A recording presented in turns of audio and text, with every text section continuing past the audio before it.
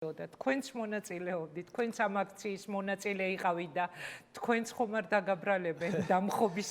მცდელობას. ესენი ვის როგორ დააბრალებენ თვითონ წყვიტავენ,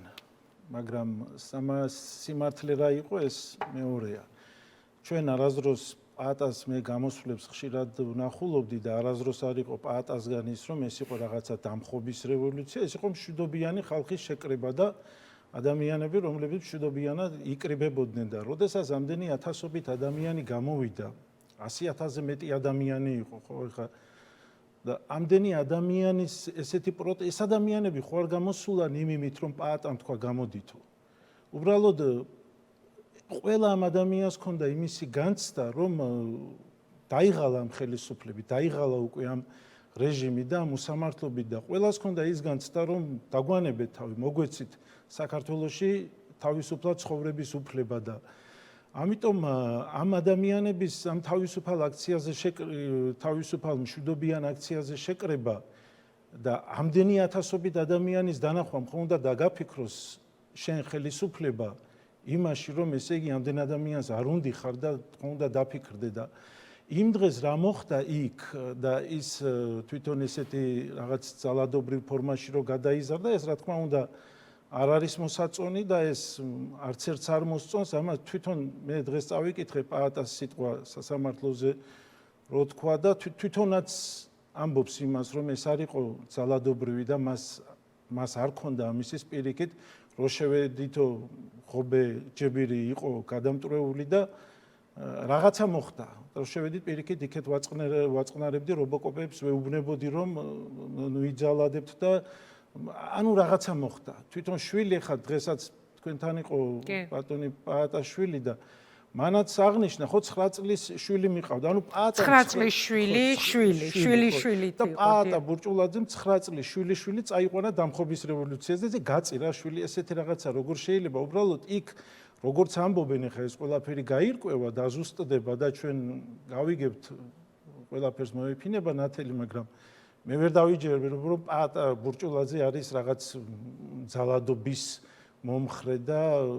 თურმე მას 9 წლის შვილი გაუწირავს და თურმე მან მთელი საქართველოს შეკრიბა იმისთვის რომ საქართველოს გაეწირა როგორ შეიძლება ესეთი ძვირფასი ადამიანის ესე შეფასება და ამიტომ მე ყველას ვეტყვი რომ არ შეიძლება ესეთი ნაჩქარევი რაღაც დასკვნების გაკეთებას დაველოდოთ მოვლენებს ყველაფერი გაირკვევა მე უბრალოდ ერთი რამის ნამდვილად მჯერა რომ ჩვენ პაატას სახით უწესიერესი და უძვირფასესი საამაყო ადამიანი გვყავს საქართველოს და იქ რაღაც მოხდა მე არ ვიცი. აი რა კითხვები გაგიჩნდათ მამაო? ვინაიდან თქვენ იყავით ამ საპროტესტო აქციის მონაწილე და სხვა შორის ძალიან მნიშვნელოვანია, როდესაც სასულიერო პირი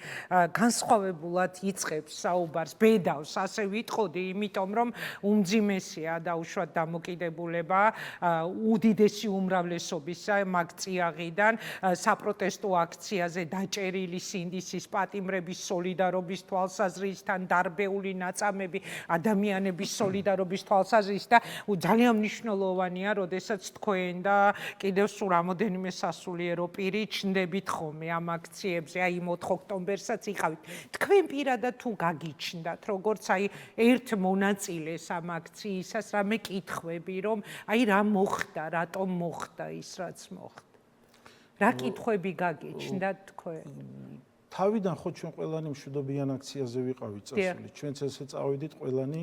მთელი საქართველოს ესე იყო იქ შეკრებილი და შემდეგ ის მოვლენები, რა მოვლენების განვითარდა იქ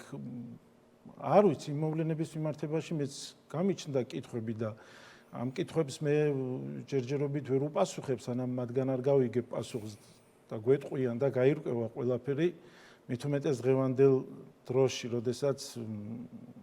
არ არის ესე რთულია ახლა თქვენს გადაცემას უყურებდი შემოსვლამდე და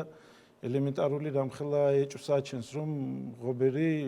ის ჯებირი ისე ადვილად მოხსნეს რომ ანუ რაღაც მოხდა